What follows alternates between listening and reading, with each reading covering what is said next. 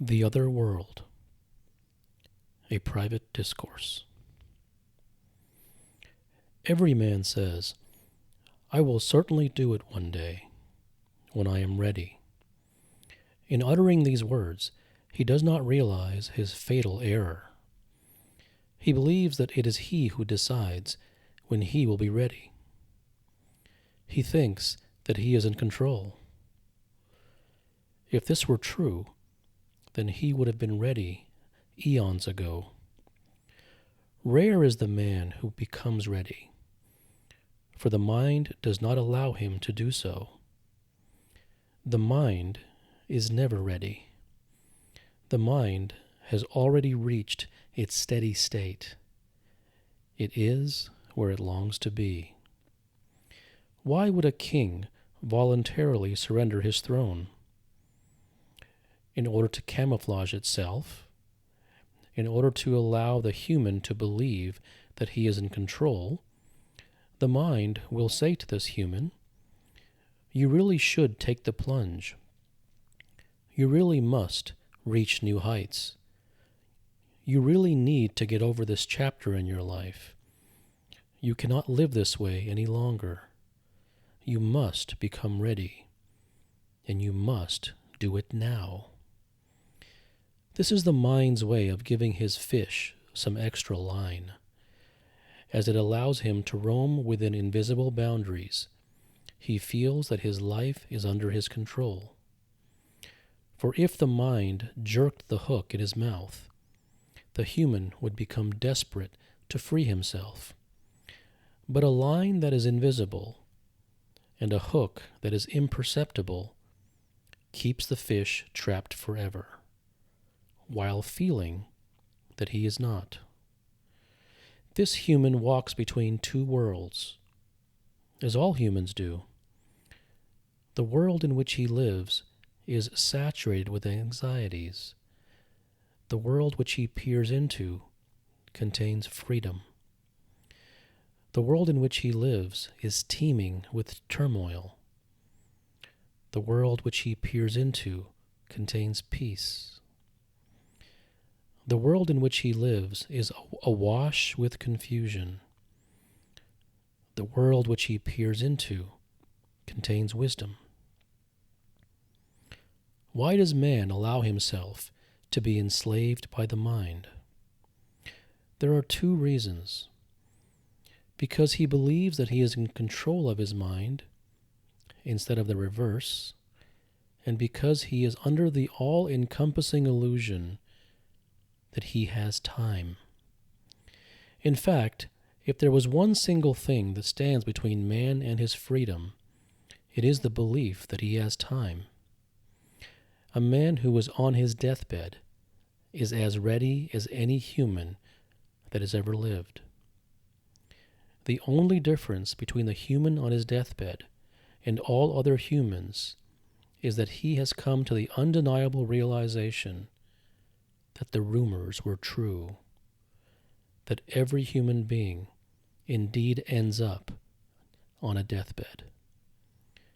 The only difference between the human on his deathbed and all other humans is that his deathbed is located in the hospital, while all other deathbeds are located in homes.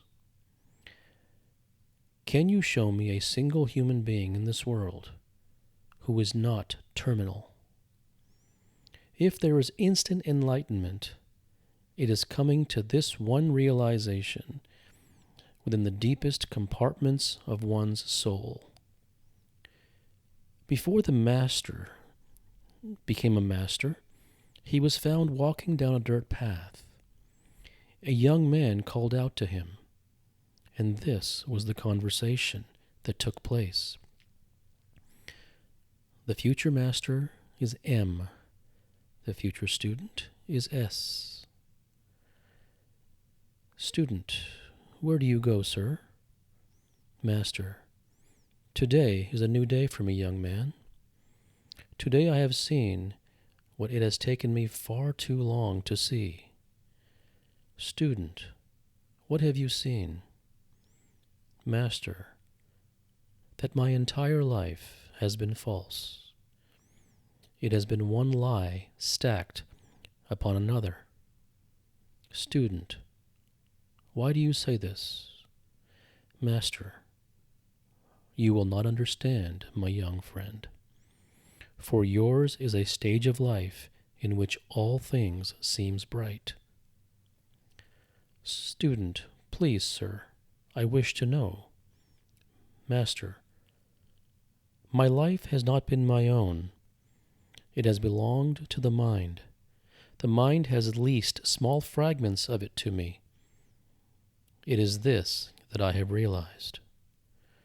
Student, where will you go? Master, I do not know, but it is not necessary to go anywhere physically. Student, then what is it necessary to do? Master, this realization has only now washed over me. I can only speak from this place of fresh and raw experience. Today I have realized that everything is false. Simply false. This falseness is the truest thing I have ever learned. Student, sir, may I ask you a question? Master, if you wish. Student, is everything in my life false as well? Master, yes, but it will not serve you to listen to me. Student, why not?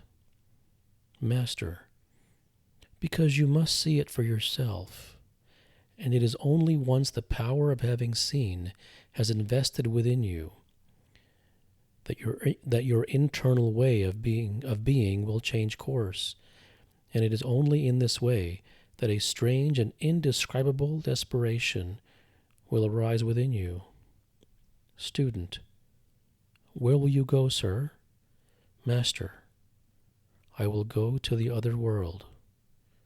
Student, what is the other world?